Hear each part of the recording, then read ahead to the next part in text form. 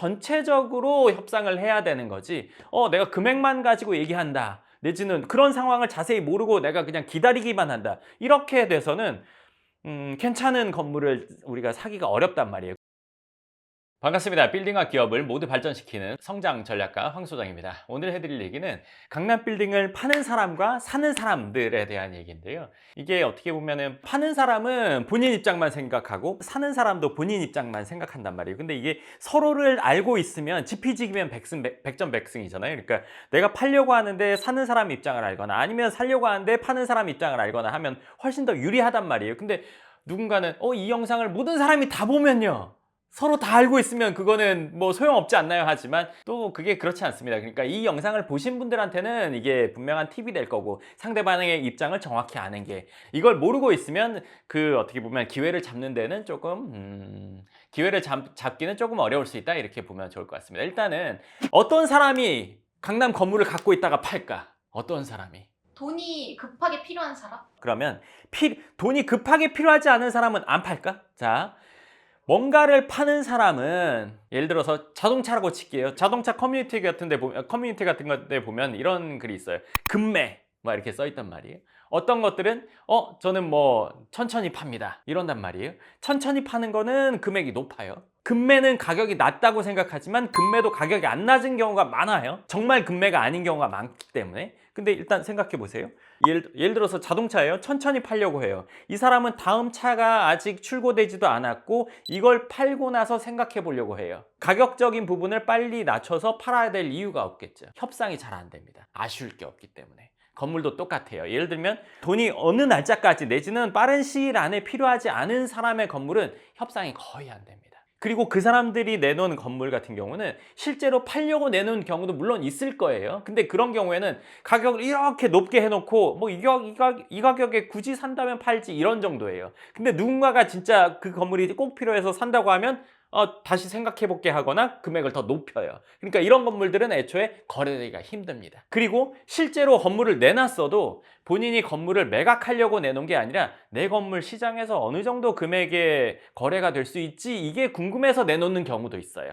자, 그러면 실제로 팔리는 경우 아까 말한 것처럼 돈이 필요하다고 했어요. 그럼 돈이 왜 필요할까? 대부분의 경우 상속이나 증여나 사업이 어려워지거나 어찌됐건 돈이 필요한 거나 아니면 내가 지금 이 건물을 계속 소유하고 있기가 어려운 거예요. 이 경우에는 돈이 필요한 경우예요. 내지는 내 명의로 계속 갖고 있을 수 없는 경우 이런 경우에 매물을 내놓습니다. 자, 근데 여기서 생각해 보세요. 그러면 이렇게 해서 내놓은 건물들의 매매가는 현실적이거나 아니면 그 일반 시세보다 좀 낮게 나올까요? 처음에 건물을 내놓을 때 내가 그런 상황이라고 해서 내가 건물을 내놓을 때 시세보다 낮게 내놓는 경우는 거의 없습니다. 예를 들어서 다음 달에 바로 현금이 필요해. 그 시점이 돼서 한 달 전에 내놓는 경우는 없어요. 사람 다 비슷하잖아요. 그러면 6개월 전에 1년 전에 내놓는단 말이에요. 그리고 나서 내가 원하는 가격 나오면 팔아봐야지 하면서 시간을 둔단 말이에요. 근데 그런 경우에 누군가를 통해서 그 매물을 받았어요. 누군가를 통해서 어떤 건물을 알게 됐어요. 여기 상속 때문이래요. 증여 때문이래요. 아니면 뭐 예를 들어서 자녀가 어쩌고저쩌고 해서 팔아야 된대요. 아니면 사업이 힘들어졌대요. 해서 내놨다고 칠게요. 그래서 이거 싸게 나온 거예요. 내지는 어떤 건물들보다 주위의 건물 가격대보다 이게 낮아요. 이렇게 얘기를 듣고 나서 메리트를 갖고 볼 수 있어요. 근데 처음에 내놨을 때부터 그런 경우가 극히 드물어요. 예를 들어서 한두 달 안에 경매 넘어간다. 아니면 진짜 예를 들어서 어떤 건강상의 문제로 진짜 뭐 한두 달 안에 뭐 이렇게 돼야 된다. 그러면은 그럴 수 있어요. 근데 대부분의 경우에는 처음에 그런 상황이라고 하더라도 처음부터 가격이 낮게 나오는 경우는 거의 없어요. 그러면 근데 그런 경우에 가격이 좀 낮게 돼서 거래가 되는 경우가 있지 않나요? 이렇게 생각할 수 있어요. 자, 생각해 보세요. 내가 돈이 필요한 날짜가 한 1년 남았어요. 1년 전부터 내놨어요. 그러면 한 6개월까지는 가격이 안 떨어집니다. 처음 내놓고 6개월까지. 그러면 여기 가까워져야 이제 떨어지겠죠. 그렇죠? 그러면 한 6개월까지 안 떨어졌는데 5개월째 바로 떨어질까? 그렇지 않아요. 또 왜냐면은 돈 필요한 날짜가 어느 날이라고 딱 몇 월 며칠이라고 픽스된 경우는 극히 드물기 때문에 요게 좀 여유 있게 앞뒤로 한두 달이거나 앞뒤로 두세 달 이 유들이 있거나 하기도 하단 말이에요. 그러니까 이게 간다고 해서 어느 순간 탁 떨어지지는 않는단 말이에요. 그러면 보통 건물 살려고 하는 분들, 아까 지금 팔려고 하는 분들 얘기를 하고 있는데 살려는 분들은 이렇게 생각해요. 상속이나 증여 때문에 내지는 예를 들어 사업상의 문제 때문에 왔으니까 뭐 기다리면 떨어질 거야. 기다리면 떨어질 거야. 이렇게 생각한단 말이에요. 이건 되게 수동적인 자세죠. 예를 들어서 뭐 시험을 봐요. 근데 나는 예를 들어서 공부를 원래 어느 정도 하는 사람이에요. 그럼 이번 달에 공부를 더 열심히 해야겠다. 아니면 좀 더 놀아야겠다. 이거는 누군가의 개입이 있지 않으면 그런 마음을 먹기 힘들어요. 원래 사람은 늘 하던 대로 한단 말이에요. 근데 예를 들어서 누군가가 야 이번에 선생님한테 들었는데 이번 시험이 엄청 어렵대. 그래서 이전보다 더 준비해야 될 것 같대 라는 얘기를 두세 번 들으면 얘는 어때요? 좀 더 해야겠구나 생각하고 실제로 하겠죠. 내지는 선생님들이 매번 수업마다 이번에는 쉽게 낼 거야, 쉽게 낼 거야, 쉽게 낼 거야를 여러 번 해요. 여러 과목 선생님이. 그럼 얘는 나 원래는 하루에 뭐 6시간 공부했는데 한 4시간만 해도 되겠구나 라고 할 거란 말이에요.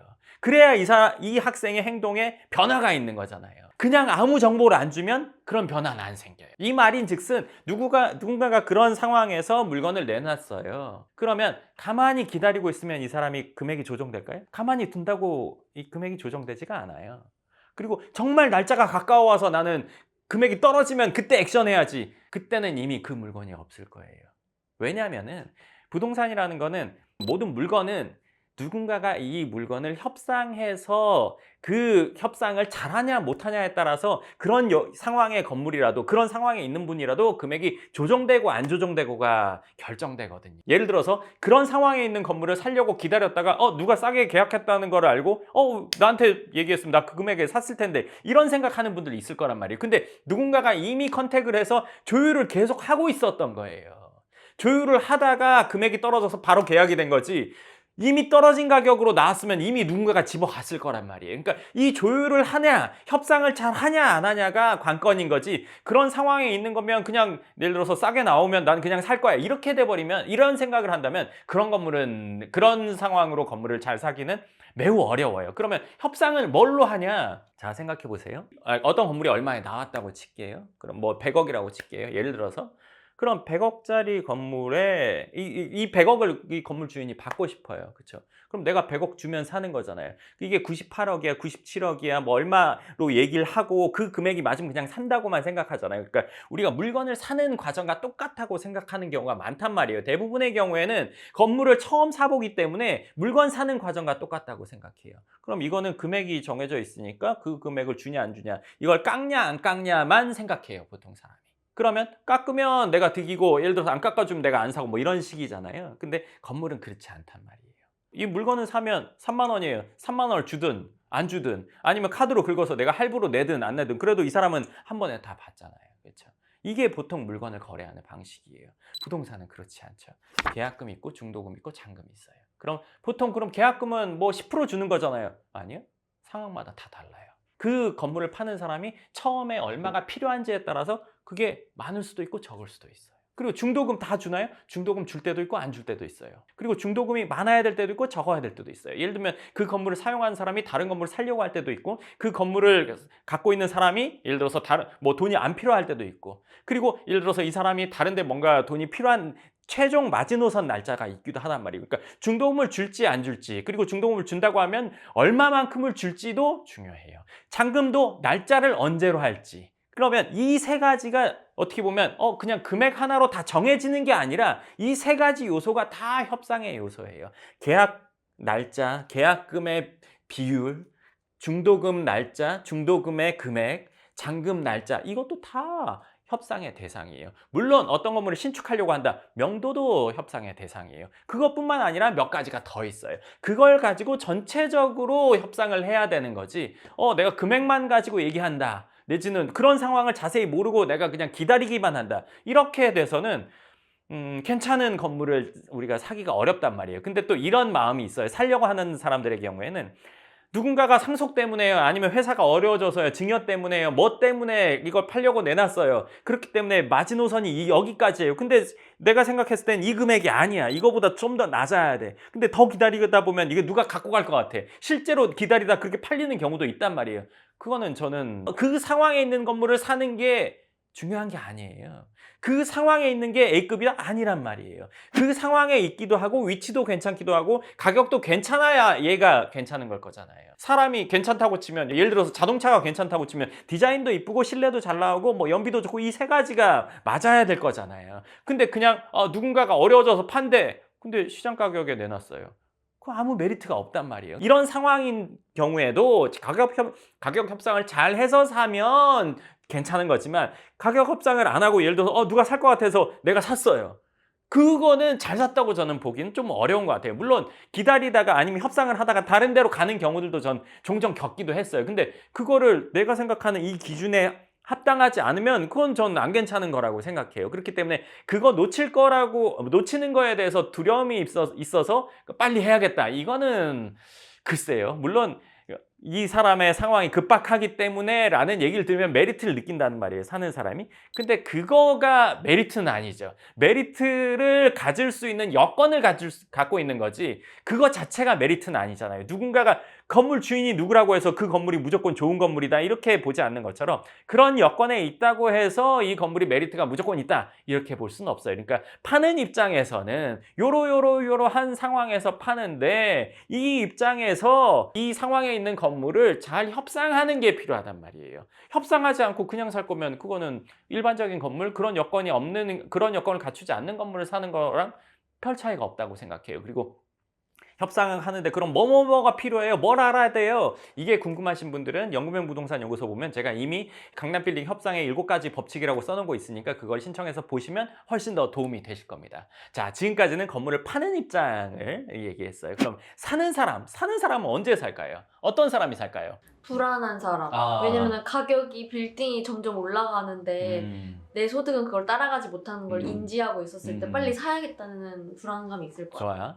그러면 돈이 생겼을 때나 아니면 내가 뭔가 안정감을 찾고 있을 때 근데 사용 용도로 보면 돈이 직접 쓸 사람이나 아니면 내가 투자용으로 살 사람 이렇게 둘로 크게는 나눌 수 있겠죠. 물론 이 두 사람 다 돈이 있어야 되는 거고 그리고 내가 빌딩으로 뭔가 안정감을 찾겠다 하는 거는 둘 다 같을 거예요. 예를 들면 본인이 사업장으로 쓸 사람은 내가 임대로 계속 쓰느니 이사 갈 그거 없이 그리고 인테리어도 내가 원하는 대로 하고 예를 들어서 옮겨가면서 그런 매몰 비용 없애고 싶다 하는 사람이 살 거고 투자하는 사람도 내가 나중에 그 건물로 이익을 보겠다. 투자하는 사람은 크게 두 가지겠죠. 월세를 받겠다 아니면 시세 차익을 보겠다. 근데 사실은 강남 빌딩은 이 두 개가 합쳐진 거예요. 이거에 대해서 내용이 궁금하신 분은 제가 이전 영상에서 강남 빌딩 시세 차익이냐 월세 수익이냐 이거에 대한 영상 찍어놓은 거 보시면 될 거예요. 자, 그러면 이 두 가지 경우에서 누가 더 조금 기준이 높을까요? 직접 쓸 사람? 아니면 투자할 사람? 투자할 투자할 사람이잖아요. 왜일까? 그 자산의 가치를 보고 미래에 투자를 하는 거잖아요. 맞아.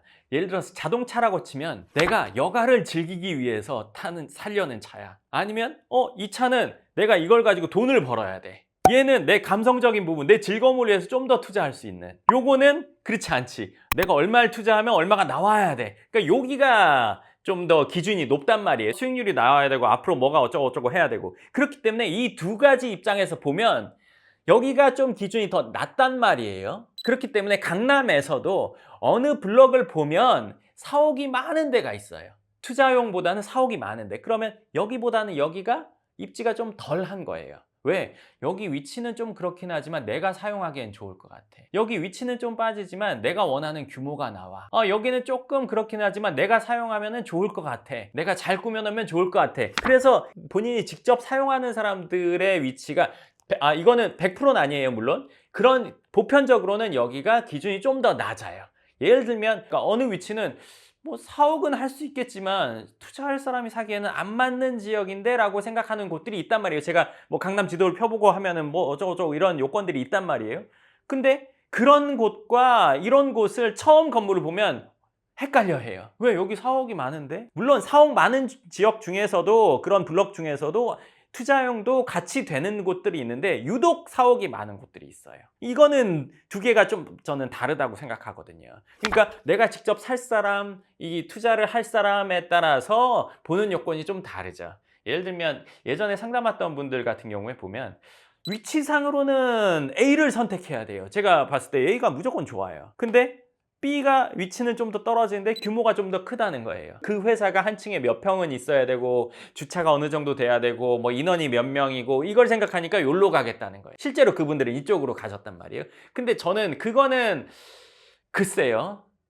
시간이 지나면 저는 그거에 대해서는 분명히 후회할 거라고 생각해요. 강남 빌딩은 입지 기반으로 판단해야 되는 거지 규모 기반으로 판단한다면 그거는 5년 뒤, 뭐 10년 뒤에 100% 내가 그때 저걸 했으면 훨씬 더 나았을 텐데 생각할 거란 말이에요. 투자자들이 선호하는 건물이 시세 차익이나 가치가 상승되는데 훨씬 더 유리하단 말이에요. 물론 여기서 예외는 있을 수 있어요. 나는 그런 것보다 일단 내 사업을 운영하는 게 훨씬 더 중요해. 내 사업 잘 운영하는 게 건물 사는 것보다 나는 훨씬 더 부가가치를 키울 수 있어. 그럼 그거 해야 돼요. 근데 건물이 확실한 게 난 더 중요해. 그러면은 이쪽을 하시는 게 맞다고 보시면 좋을 것 같습니다. 사업을 하더라도 나중에 어쨌든 그거를 파는 상황이 생길 수 있잖아요. 근데 왜 조금 떨어지는 건물을 사는 걸까요, 그 사람들은? 목적이 두 가지잖아요. 사옥을 사는 분들은 건물도 괜찮았으면 좋겠고 내가 실제 사용하기도 좋았으면 좋겠고 이 두 가지 목적을 놓고 보다 보니까 이게 중요한 건 알지만 이걸 더 앞에 놓는 경우들이 많아요. 그렇게 되면 이건 시간이 지나서 후회됩니다. 예를 들면 생각해 보세요. 강남역에 삼성타운이 있잖아요. 그걸 이제 몇 년 전에 팔았잖아요. 굳이 삼성이 그 강남역 거기에다가 해야 됐을까요? 아니면 뭐 서초로 더 가도 되고 양재로 내려가도 되고 그러니까 왜 굳이 강남역 거기 코너에다 했을까요? 그거를 팔 때도 금액이 상당히 높았단 말이에요. 근데 만약에 이게 저 밑에 있었으면 그런 일이 벌어졌을까요? 물론 삼성은 돈이 엄청 많으니까 어쩌고저쩌고라고 생각할 수 있어요. 근데 중요한 거는 건물은 건물 자체가 스스로 가치를 상승할 수 있는 곳에 사야 돼요. 무조건이에요, 이거는. 건물이 내 사업을 위해서 희생해도 된다. 그럴 정도로 나는 세계적 기업이 될 거다. 난 뭐 예를 들어서 뭐 상장을 할 거다. 갈 수 있다고 생각. 그렇지 않으면 무조건 이게 낫습니다. 그리고 상장을 하던 아니면 진짜 세계적 기업을 가던 그러더라도 이건 사실 여기 사는 게 맞아요. 난 사용 자체가 불가능한데 사용 자체가 불가능할 정도의 규모라면 일로 갈 수도 있다고 봐요. 근데 좀 불편할 것 같은데 불편한 게 훨씬 납니다. 내가 그 건물을 사용하면서 불편한 게 향후의 가치로 몇 배로 보상받게 돼요, 여기는. 근데 여기는 편하게 썼지만 그만큼의 비용을 나중에 한 번에 청구서를 받아서 내게 되죠. 왜냐면 그때 당시 이거 샀으면 예를 들어서 3배였는데 이거는 뭐 2.1배네? 금액 차이가 엄청나네. 내가 그 사이에 편하고 좋았지만 그래도 그때 이걸 했으면 하는 생각을 하게 된단 말이에요. 그렇기 때문에 사실 건물은 위치 기반으로 생각하시는 게 물론 사업에 필요한 규모나 내가 뭐 예를 들어 편안하고 그리고 이 정도 규모는 돼야 내가 뭔가 좀 으쓱하고 이런 게 있겠지만 뭐 위치 기반으로 가야 됩니다, 그거는. 그리고 건물을 볼 때 어떤 것들을 중요하게 생각하냐, 어떤 것들을 봐야 되냐, 제가 입지 8법칙에 써놨으니까 그것도 똑같이 연금형 부동산 연구소에 신청해서 받아보시면 앞서 말한 그 두 가지 입장, 그러니까 이거 두 가지 입장을 다 같이 고려한 책들이라고 보시면 돼요. 협상의 7가지 법칙은 둘 다한테 필요하고 입지 8법칙은 사는 분들한테 필요한 내용이니까 상세한 것들은 그걸 보시면 또 이해를 충분히 하게 되실 겁니다. 이 사는 입장이든 파는 입장이든 상대방을 아는 게 아주 중요하단 말이에요. 그냥 혼자 가만히 있다가 가격 떨어지게 가만히 있다가 사는 게 대부분의 우리가 소비 활동에서 있는 일이잖아요. 마트에서 할인하니까 그 가격이면 내가 가서 사. 옷도 예를 들어 할인하면 사. 뭐도 할인하면 사. 근데 건물은 그렇지가 않단 말이에요. 할인하는 과정에 내가 직접 개입해야 돼요. 개입하지 않으면 그 상황을 내가 맞을 수가 없단 말이에요. 예를 들면 마트든 뭐든 어디든 MD가 있고 물건을 공급하는 측이 있을 거 아니에요. 여기서 막 얘기가 많을 거 아니에요. 그러고 나서 결과로 할인하는 걸 우리는 이렇게 되는 거잖아요. 건물은 직접 해야 돼요. 건물도 부동산에서 그런 걸 해주지 않나요? 알아서 해주는 일은 없습니다. 자, 냉정하게 생각해 볼게요. 100억짜리 건물이 100억에 거래되는 게 나아요? 90억에 거래되는 게 나아요? 사는 입장에서는 90억이 낫고 파는 입장에서는 100억이 나아요. 자, 중간 입장 부동산은 얼마에 거래되는 게 나아요? 100억이 나요. 이 수수료가 더 높거든요. 근데 이게 거래하는 입장에서 제일 중요한 건 거래되는 게 제일 중요하죠. 거래가 안 되면 90억이든 100억이든 상관이 없으니까. 근데 중요한 건 거래가 되기 위한 얘기를 하게 되는 거예요. 중간에서 이 사람이 나쁘다 좋다 얘기할 수 없어요. 그건 당연한 거니까. 이 사람은 깎으려고 하고 이 사람은 높게 받으려고 하고 이건 당연한 거잖아요. 이 사람도 거래를 위한 얘기만 하는 거는 당연한 거란 말이에요. 그렇기 때문에 내가 그 상황을 이해하고 어떤 얘기를 해야 될지 어떤 걸 짚고 넘어갈지는 본인이 알아야 돼요. 내가 그거 몰랐는데 나한테 얘기 안 해줬어. 나쁜 것 같아. 이렇게 얘기하면 안 돼요. 내가 몰랐으니. 본인이 모르는 거는 본인 잘못이란 말이에요. 그러니까 그 부분을 정확히 알고 우리가 건물을 접근해야 되는 거지. 그냥 공산품을 사듯 아니면 전자제품 사듯이 건물을 생각하고 접근한다는 거는 그거는 부동산 생리를 너무 모르고 있는 거니까 이 영상을 통해서 한번 잘 생각해 보시고 판단해 보시면 좋을 것 같습니다. 사장님, 협상의 7가지 법칙을 어떻게 작성하게 되신 거예요? 그거는 진짜 일단은 내가 40번 넘게 건물을 사봤고 40번 넘게 건물을 샀다는 거는 그 전에 협상했던 것들도 적어도 20, 30개는 있었다는 거예요. 그러면 60, 70개 이상 건물을 협상을 해봤어요. 그러면서 제가 느낀 건데 그 느낀 거를 그냥 느낀 대로 소설처럼 쓴 게 아니라 또 제가 본 책들이 몇 권이 협상에 관한 책들이 있단 말이에요. 뭐 협상의 법칙 1, 2라든지 그것들을 보고 이것들을 경험하고 해서 그걸 정리해서 쓴 거예요. 요렇게는 알아야 되고 이때는 어떻게 해야 된다라고 써놨다고 보시면 좋을 것 같습니다. 네, 좋습니다. 그래서 오늘은 강남 빌딩을 파는 사람과 사는 사람의 입장에 대해서 다 이야기해봤는데요. 이 생리를 충분히 알고 강남 빌딩을 접근하시면 좋을 것 같습니다. 네, 그럼 오늘 영상 여기까지 하고 또 다음 영상에서 뵙겠습니다. 감사합니다.